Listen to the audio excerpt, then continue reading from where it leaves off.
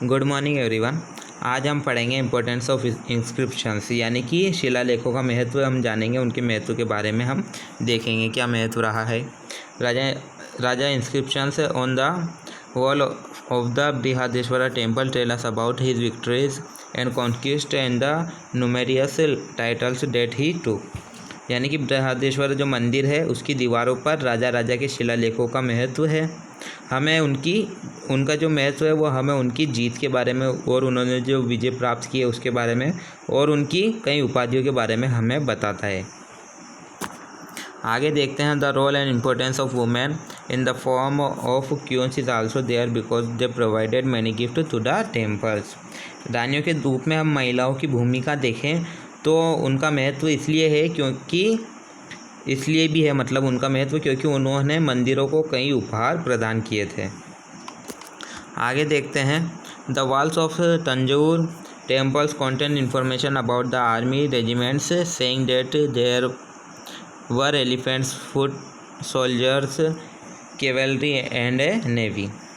यानी कि तंजौर की जो मंदिर की दीवार है, तंजौर की जो दीवारों में सेना के रेजिमेंटों के बारे में, यानी कि जिस प्रकार उसकी जो सेना थी उसकी बटालियन के बारे में जानकारी है, जिसमें कहा गया है कि हाथी भी थे, पैदल सैनिक भी थे, घुड़सवार सेना भी थी और नौसेना भी थी उसमें। आगे बढ़ते हैं हम। राजा वाज एन एडमिनिस्ट्रेटर, यानी कि राजा जो है एक समक्ष प्रशासक थे। आगे देखते हैं। This is proved by the way the efficient administration of the temples was done and by the domestics which were granted in a systematic manner. यह साबित होता है कि मंदिरों के कुशल प्रशासन को किस तरह से किया गया था और दान के द्वारा जो व्यवस्थित तरीके से प्रदान किया गया था, यानी कि दान किस व्यवस्थित तरह से प्रदान किया गया था और जो मंदिर का जो शासन होता था वो किस प्रकार कुशल तरीके से किया जाता था। इससे हम पता लगा सकते हैं कि राजा जो है एक सक्षम प्रशासक थे। Names of various government officer such as magistrate, revenue officer, temple manager and those who handled the everyday affairs of the king and the village headmen have also been mentioned। विभिन्न सरकारी अधिकारियों के नाम जैसे मजिस्ट्रेट हुआ, राजस्व अधिकारी हुआ, रेवेन्यू ऑफिसर, उसके अलावा हम देखें कि टेम्पल मैनेजर यानी कि मंदिर का जो प्रबंधक है वो हुआ है, और राजा और ग्राम प्रधान के हर दिन के मामलों को संभालने वाला का भी उल्लेख किया गया है। यानी कि जो शिलालेख मिले हैं उनमें ये इन ऑफिसर्स के नाम भी मिले हैं और जो गांव वगैरह और इनके जो प्रधान होते थे उनके बारे में भी उल्लेख किया गया है उसमें। आगे देखते हैं।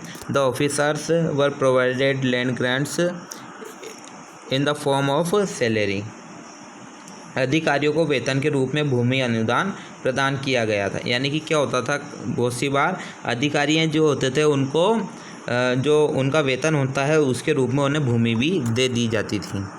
आगे देखते हैं। The Brahmans received most of the lands grants. ब्राह्मणों को अधिकांश भूमि अनुदान प्राप्त हुई, यानी कि सबसे ज़्यादा भूमि जो ब्राह्मणों को मिली थी। Intently the land grants were provided in areas were irrigation facilities already existed, there areas were called as wetlands. प्रारंभ में भूमि अनुदान उन क्षेत्रों में प्रदान किए गए थे जहां पहले से मौजूद सिंचाई सुविधा थी।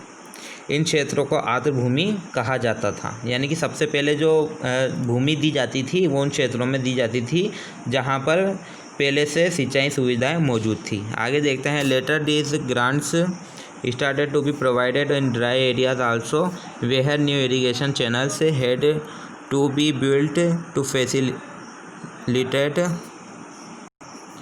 कल्टीवेशन। यानी कि बाद में ये अनुदान जो शुष्क क्षेत्रों में भी प्रदान किए जाने लगे, यानी कि जो भूमि देते थे वो अब क्या हुआ, शुष्क क्षेत्रों में भी देने लगे थे जहां खेती की सुविधा के लिए नए सिंचाई की प्रणाली बनाई जानी थी। A Brahman named Aniruddha who received land grant by Chola king, said that the boundaries of the land were marked by erecting mounds and planting cactus. Chola राजा द्वारा भूमि अनुदान प्राप्त करने वाले, यानी कि जो चोल राजा हुए थे उनके द्वारा जो भूमि दी गई थी उसको प्राप्त करने वाले एक अनिरुद्ध नाम के एक ब्राह्मण ने कहा, यानी कि एक व्यक्ति था जिसका नाम अनिरुद्ध था, वो ब्राह्मण था। उसने कहा कि ज़मीन की सीमाओं को टीले बनाकर और कैक्टस लगाकर चिन्हित किया गया था, यानी कि वहाँ पर या तो टीले बना दिए जाते या कैक्टस का जो प्लांट होता है वो वहाँ पर लगाकर उनको चिन्हित कर दिया जाता था। आगे बढ़ते हैं। The fruit trees, tanks, canals, water pastures, open space, gardens, village site, fish ponds, beehives, granaries, etc. and all the taxes which were earlier collected by the king would now go into the hand of the person who received this land as grant.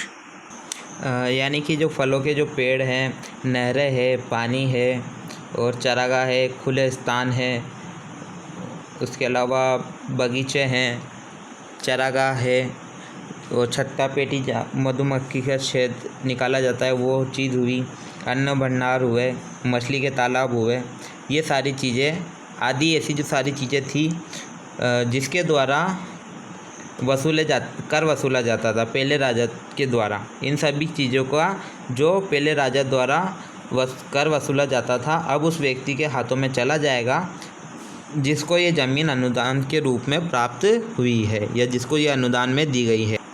The old tenants were asked to evacuate the land and leave, यानी कि पुराने किराएदार जो थे उनको ज़मीन खाली करने और छोड़ने के लिए कहा गया था। The person who received the land grant could dig wells, plant trees, build holes using burnt bricks and to conserve water for irrigation, यानी कि भूमि अनुदान में प्राप्त करने वाला, जिसको ये भूमि मिलती है या जो भूमि को प्राप्त करता है वो व्यक्ति कुएं खोद सकता था, पेड़ लगा सकता था और पक्की ईंटों का उपयोग करके होल वगैरह बना सकता था, बड़े बड़े होल वगैरह, और सिंचाई के लिए पानी का संरक्षण कर सकता था। इसके आगे हम नेक्स्ट क्लास में पढ़ेंगे।